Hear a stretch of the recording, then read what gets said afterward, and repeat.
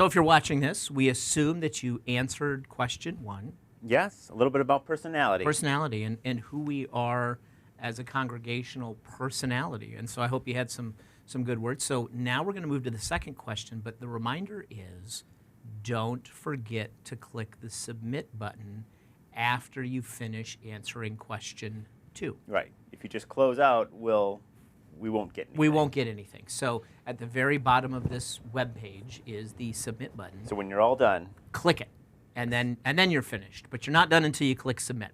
So we move from personality into core values, and core values are the things that we value, and the correlation to this might be the things that we do well and the things that we do a lot of might correlate to a core value. Sure. And now what we don't want to do is tell you what we think the core values are. I mean, we certainly have, once again, our opinions on this, but we need to hear from you. yes, this is coming from you. And so often we might, I'm going to give you a couple examples of core values that are more almost personality driven in some ways. I mean, for example, the YMCA, they have core values: respect, responsibility, honesty, and caring. And those are good words. I'm not criticizing that. But we kind of covered some of that in the personality piece. Yeah. And I want us to think about the things that we're doing and the ministry And we how do, we're living it out. and how we're living it Yeah. out.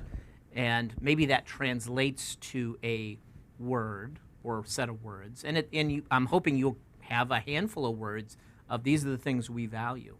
And we've had, like I said, 5 meetings, in-person meetings, and we've had a bunch of people give some great feedback on saying, we know we value these things because we do a lot of this and we do a lot of that and that sort of thing. So that's what I want you to consider. But even World Vision, which is a parachurch organization that does sponsoring children and helping in disasters, listen to their core values.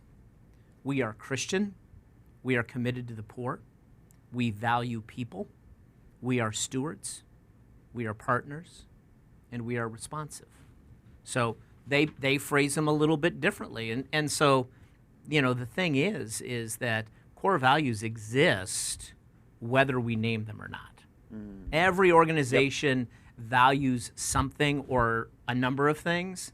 And so this is not about discovering something new. It's about uncovering what's already there, right? Right, uncovering what we have. And then, but it does allow us, when it is named, okay, how can we utilize this to actually take action? Take action, or be able to say yes to some things, Yes. and maybe no to other things, right? Now, does this fit what we value, right? And so, as we kind of move into this, I want you to think about things like, what are the things we do on a regular basis? What are the things that we do well? There's so many ministries that we have, it's easy to lose sight of things like our quilters and knitters and Layette Ministry and Stephen Ministry and El Salvador and youth ministry and children's ministry and our ushers. And I mean, you start thinking about all the different ministries we do, and is there a pattern in there of, something we value? And don't forget about things like the peanut butter, right? We like the Yes. 2 1/4 tons of peanut butter, or the fact that we just recently had a fundraiser to really just get our air conditioning in the Crossroads straightened out.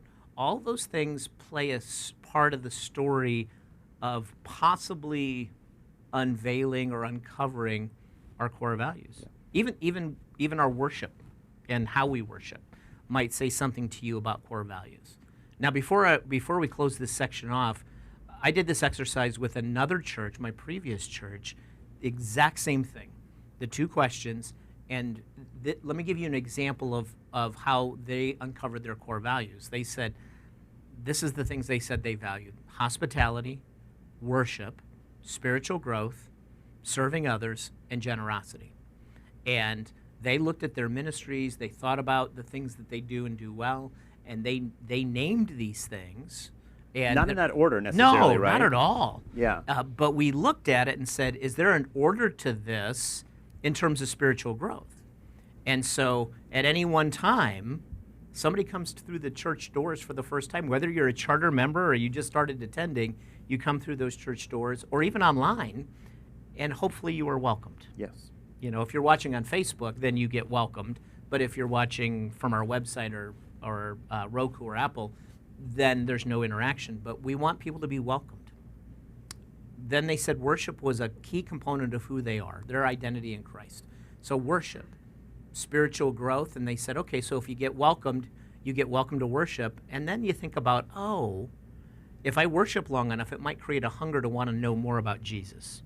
And so you start engaging in spiritual growth practices, Bible studies, book studies, any number of things. And then as you study and get to know Jesus better and the things that he stood for, it might lead you to the inevitable conclusion that Jesus said it's really important to love your neighbor as yourself. And so it's not about getting smarter, it's about serving others, which was the fourth core value. And living a life of service where you're helping and giving to others will cultivate a lifestyle of generosity. Yeah. And so that was a church that went through this exact same exercise. They named 5 things, and as it turned out, that was the path of discipleship for them. Yeah, I love that. You know, discovering that and owning that. Yep. And And living into structuring that. it. Yeah. Now, ours might be completely different, which is great because we're not trying to be anybody else. We're trying to be ourselves. And what I'm telling you is this is way more than just having a bunch of words up on our website or putting them up on our screen on Sunday morning. We want to be able to use our core values in such a way that it helps us think about how do we move forward in our ministry, how do we engage others, how do we make a difference in the world, and knowing our strengths will help us do that.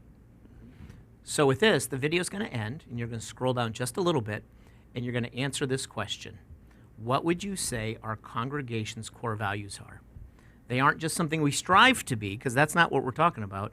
They already exist. Today, our job is to name them. So take a moment, write those down, and any other thing you might think of, and then once you're done answering that question, scroll down a little bit more. Click submit. That's it.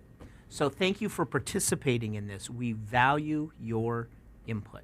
So thank you so much. Answer that question, click submit, and take care.